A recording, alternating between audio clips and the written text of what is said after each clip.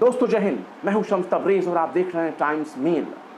तादाद से क्या फर्क पड़ता है, लोगों के नंबर से क्या फर्क पड़ता है, कोई 10 हो, 20 हो, 30 हो, 40 हो, 50 हो, लेकिन अगर गूंगे बहरे लोग सदन में पहुंच जाएंगे, गूंगों के बहरे लोग मतलब परस्त लोग अगर सदन में जाकर बैठ जाएंगे तो वो ना वोट लेने वालों की आवाज बन सकते हैं और ना ही किसी मुल्क का विकास कर सकते हैं। ऐसे लोगों को मुंहचोर कहा जाता है, ऐसे लोगों को कामचोर कहा जाता है, निकम्मा कहा जाता है। लेकिन लोकतंत्र में नंबर की ही अहमियत होती है। लेकिन दक्षिण भारत की सियासत में अगर देखा जाए तो नंबर का कोई मायने नहीं रहता।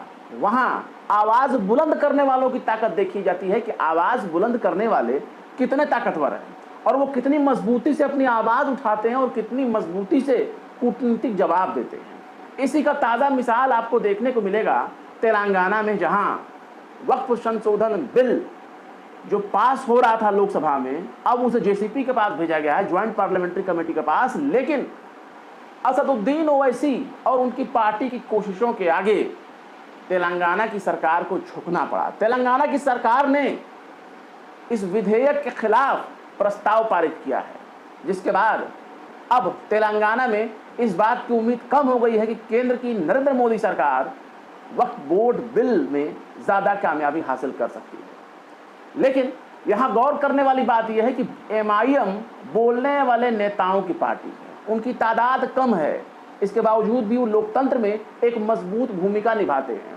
असदुद्दीन ओवैसी ने इस खबर को बताते हुए बाकायदा तेलंगाना के मुख्यमंत्री रेवंत रेड्डी को ट्विटर पर धन्यवाद पेश किया है। लेकिन ये एक बड़ी कामयाबी है जो ये दिखाती है कि तादाद से फर्क नहीं पड़ता।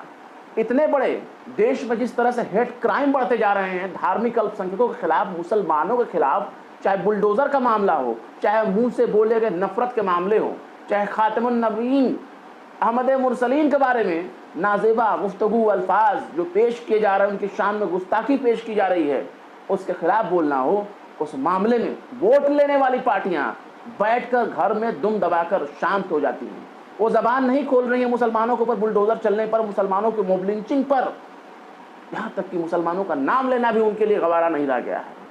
लेकिन ताज्जुब की बात है, तेलंगाना में कांग्रेस की सरकार बनी हो और कांग्रेस की सरकार को ओवैसी के आगे झुकना पड़ा, उनकी डिमांड के आगे, उनके दबाव के आगे झुकना पड़ा। लेकिन हिमाचल की सरकार आप देख लीजिए, वहां भी कांग्रेस है। कर्नाटक में सरकार आप देख लीजिए, वहां भी कांग्रेस है। जो बात तेलंगाना से निकलकर सामने आई है, क्या ये बात हिमाचल से निकलकर सामने आ सकती है? ऐसा ही प्रस्ताव का कर्नाटक से सामने आ सकता है? जवाब है शायद नहीं, क्योंकि उन जगहों पर या तो मुसलमानों की नुमाइंदगी कम है, या तो जो लोग हैं वो सत्ता के खौफ के आगे खामोश हो जाते हैं, उनमें बोलने की हिम्मत नहीं होती है। लेकिन तेलंगाना में कम तादाद होने के बावजूद भी वहां मजलिस के लोगों ने आवाज बुलंद किया और कामयाबी हासिल की। लेकिन अगर बात करें पूरे देश की, तो जिस तरीके से मुसलमानों के खिलाफ नफरत बढ़ती जा रही है, उस पर अगर नजर डाली जाए तो ताजा मामला उत्तर प्रदेश के गाजियाबाद से सामने आया है, जहां अपने फ्लैट में कुरान ख्वानी कराने पर, कलाम पाक की, कलाम रब्बानी की तिलावत कराने पर वहां पर बवाल हो गया। वहां आस पड़ोस के लोगों ने इस बात को लेकर एतराज कर दिया और कहना शुरू कर दिया कि फ्लैट को मदरसा बनाने की कोशिश हो रही है। यहां तक कि मदरसे के आए हुए बच्चे जो कुरान ख्वानी के लिए आए थे, उनके वीडियो बनाए जाते हैं, वायरल किए जाते हैं और ये कहा जाता है कि हमें आपत्ति है ये कुरान ख्वानी बिना परमिशन के कराई जाए। या बताइए, कुरान ख्वानी एक मजहबी रसूमात है, एक धार्मिक कार्यक्रम है, क्या धार्मिक कार्यक्रम के लिए परमिशन लेनी होगी? और जब परमिशन लेनी होगी तो क्या सिर्फ मुसलमान ही परमिशन लेगा? सबको परमिशन लेनी पड़ेगी। लेकिन इस देश को जिस तरीके से बांटने की सियासत हो रही है, मामला सिर्फ कुरान ख्वानी तक ही सीमित नहीं है। उदयपुर से भी घटना सामने आई है, जहां ये बात कही जा रही है कि न हम मुसलमानों के दुकानों से सामान लेंगे, न अपने भाई बंधुओं किसी रिश्तेदार को मुसलमानों की दुकान से सामान लेने देंगे। मुसलमानों का आर्थिक बहिष्कार करने का ऐलान किया जा रहा है, बाकायदा शपथ ग्रहण कराया जा रहा है खुलेआम। खुद कुछ आपके बाद नोएडा में जितने भी मुसलमानों की दुकान है वहाँ से कोई भी सामान नहीं खरीदूंगा, ये मैं प्रतिज्ञा लेता हूँ। और ना मेरे कोई मित्र लोग होंगे उनको भी नहीं खरीदने दूंगा। भारत माता की जो भी कोई खरीदता दिख जाए अगर यहाँ है उनमें से तो 5,000 का दंड लगेगा, ध्यान रखना। उदयपुर के इलाके में अब मुसलमानों के आर्थिक बहिष्कार का आवाहन तेज हो गया है, पर सत्ता, सिस्टम, सरकार, हुकूमत जो कह लें सब का सब तमाशबीन है। और जब इस तरह की घटनाएं तेज होने लगें और बेलगाम होने लगें तो ऐसी घटनाएं तभी होती हैं जब सत्ता और सिस्टम की शह इनको मिली होती है और सत्ता का इनको समर्थन हासिल है। यही वजह है कि नबी के खिलाफ, पैगंबर के खिलाफ बयानबाजी करने वाली नुपुर शर्मा आज तक आज़ाद घूम रही है। नासिक वाला बाबा जमहूरा अभी तक वो आज़ाद घूम रहा है छुट्टा सांड की तरह। लेकिन इन सब के खिलाफ कोई ना एक्शन हुआ, ना इनकी अरेस्टिंग हुई और ना इनको जेल में डाला गया। चंद जुमले, वो भी किसी मजहब के खिलाफ नहीं, बोले थे मौलाना मुफ्ती सलमान अजहरी ने, आज तक वो जेल में बंद है। कौन सा गुनाह किया? अगर उनका नाम उर्दू अरबी ना होता तो क्या भारत में नरेंद्र मोदी की सरकार उनको जेल में ठूंस देती? क्या राज्यों की सरकार उनको जेल में ठूंस देती? कसूर क्या था उनका? ये जरा गौर करिएगा। ये नफरत का सिलसिला यूं ही बढ़ता रहेगा तो हमारे देश की हालत गृह युद्ध की तरफ बढ़ता जा रहा है। और इसे शांत करने वाला ना तो हमारे देश में 56 इंच की छाती वाले खड़े हैं और ना ही हाथ का पंजा वाले उस लायक रह गए हैं जो इस तरह के मामलों को उठा सकें, शांत करा सकें।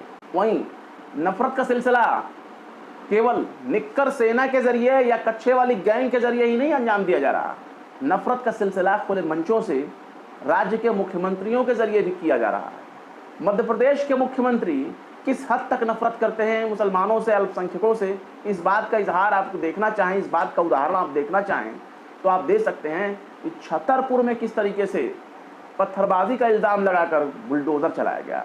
लेकिन अब मुख्यमंत्री खुलेआम कह रहे हैं कि भारत में रहना है तो रामकृष्ण की जय कहना होगा। भारत के अंदर रहना होगा तो रामकृष्ण की जय कहना होगा। अब अगर कोई रामकृष्ण का जय न कहना चाहे, कोई नास्तिक हो, कोई गैर हिंदू हो, ईसाई हो, मुसलमान हो, सिख हो, तो ये शर्त आप उन पर थोपने की कोशिश क्यों कर रहे हैं कि भारत में रहना है तो राम और कृष्ण कहना होगा? ये तो सरासर एक लोकतांत्रिक पद पर बैठे, शपथ लेने वाले पद पर बैठे व्यक्ति के ऊपर सवाल है कि क्या ऐसे लोग अगर शपथ लेते हैं तो क्या इनके शपथ पर एतमाद किया जाना चाहिए, कसम पर एतमाद किया जाना चाहिए?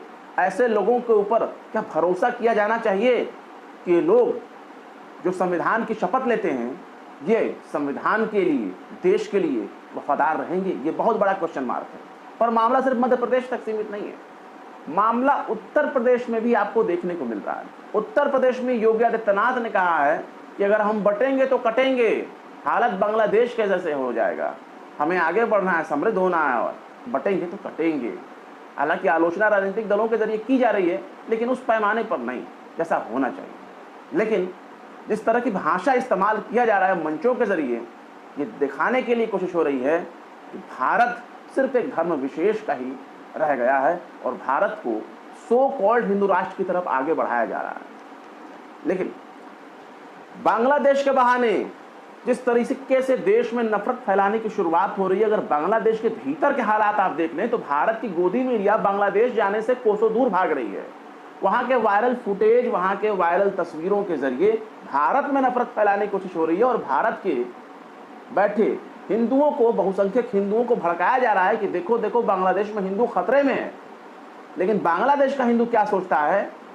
एनडीटीवी से अलग हुए सौरभ ने बांग्लादेश की राजधानी ढाका में जाकर के वहां से रिपोर्टिंग की।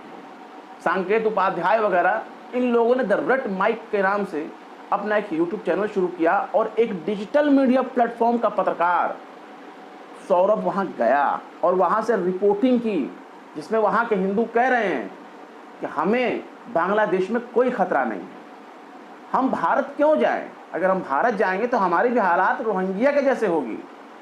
हमारा यहाँ कारोबार है, हमारा घर बार है, हम यहाँ के जन्मे हैं, और वो प्राउड फील कर रहे हैं बांग्लादेशी होने पर, बंगाली होने पर। और भारत की गोदी मीडिया दिन रात बांग्लादेश के नाम पे नफरत फैलाती है। हिम्मत नहीं कि वहाँ जा कर के वहाँ के लोगों से बातचीत कर सके। लेकिन बहरहाल ये नफरत का सिलसिला यूं ही बढ़ता रहेगा, रुकने वाला नहीं है। हालात ठीक नहीं है। वहीं अगर गौर से देखा जाए, दूसरे मामलों की बात की जाए तो महाराष्ट्र में छत्रपति शिवाजी महाराज की 9 महीने पहले 35 फुट ऊंची एक प्रतिमा बनाई गई थी, मूर्ति बनाई गई थी, और उसका बाकायदा उद्घाटन किया था हमारे विश्व गुरु बाबू श्री नरेंद्र दामोदर दास मोदी ने। जो खबर आई कि अचानक वो ढह गई, इतना मजबूत उन्होंने बनाया था। बात करते हैं अगर कंगना रनौत की, एक बुरी खबर आई है। कंगना रनौत ने अभी हाल ही में अपने एक पॉडकास्ट इंटरव्यू में कहा था कि भारत को बांग्लादेश बनाने की एक साजिश चल रही है, और जिस तरीके से हालात बांग्लादेश में देखे गए वैसे ही हालात भारत में बनाने की कोशिश हो रही है, और इसके पीछे बाकायदा चीन और अमेरिका कोशिश कर रहे हैं। जिस तरीके से 2020 में किसान आंदोलन हुआ, उसका हवाला देते हुए कंगना रनौत ने किसान आंदोलन पर सवाल उठाया और कहा कि किसान आंदोलन के जरिए भारत की सरकार को अस्थिर करने की कोशिश हो रही थी कि भारत की सरकार को गिरा दिया जाए।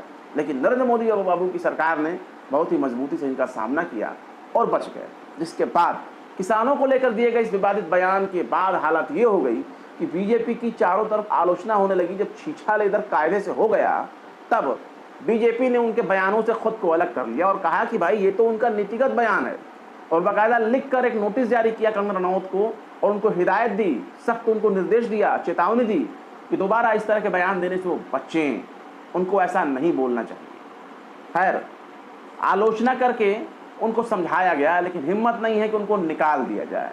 जाहिर सी बात है, इशारतन कहीं ना कहीं से अपने लोगों के जरिए इस तरह के बयान दिलाए जाते हैं ताकि लोगों के जहन में ये बात बैठे कि कुछ लोग हमारे दुश्मन हैं, जो पगड़ी लगाते हैं, जो अपने आप को किसान कहते हैं, जो धरना प्रदर्शन करते हैं, और जिनको देश के प्रधानमंत्री आंदोलनजीवी कहते हैं, वो लोग देश के लिए कितना खतरा बनते जा रहे हैं। कंगना रनौत को मिलने वाले उस तमाचे, उस चाटे के बारे में अगर जिक्र किया जाए तो कंगना रनौत को जिंदगी भर याद रहेगा, जब एक सीआईएसएफ की महिला कांस्टेबल ने उनके गाल पे जोरदार तमाचा जड़ा था, सिर्फ इसलिए क्योंकि वो नाराज हो गई थी जो किसानों को या किसान आंदोलन में बैठी महिलाओं को 100-100 रुपए में बैठने वाली महिला करार दिया था। सोचिए, तो देश में ये हालात बदलते जा रहे हैं दोस्तों। देश में नफरतों का सिलसिला चल रहा है। उम्मीद है बात आपको समझ में आ रही होगी। लोगों को ज़रूरत है एक होने की, नेक होने की, कि एक बन के रहिए। धर्म कर्म के चक्कर में मत बटिए, जात पात के चक्कर में मत बटिए, दूसरे देशों में हो रही घटनाओं का रिएक्शन भारत में देने की कोशिश मत करिए। वरना अगर दूसरे देशों के मामले में इतना ही टांग अड़ाने का शौक है तो जाइए वहाँ जाने से आपको किसने रोका। हिम्मत है तो जाइए दूसरे देशों में, वहाँ के मामलों में इंटरफेयर करिए, वहाँ कहिए हम सेना उतार देंगे, हम बहुत कुछ बिगाड़ देंगे, हम तख्ता पलट कर देंगे, दोबारा शेख हसीना को बैठा देंगे। हाल बहुत तरह की बातें हैं, लेकिन इन कई खबरों को जोड़कर हमने आपको एक एपिसोड दिखाया। उम्मीद है आपको पसंद आएगी। फिर मिलते हैं किसी और वीडियो में एक नई खबर के साथ। शम्स तबरेज़ को दीजिए इजाजत। जय हिंद। तो देख लिया आपने हमारे इस वीडियो को। हमें उम्मीद है कि आपने हमारे वीडियो को लाइक किया होगा और दूसरों को भी शेयर किया होगा। अगर अभी तक आपने हमारे चैनल टाइम्स मेल को सब्सक्राइब नहीं किया है तो जल्दी से सब्सक्राइब कर दें और बेल आइकन भी प्रेस कर दें।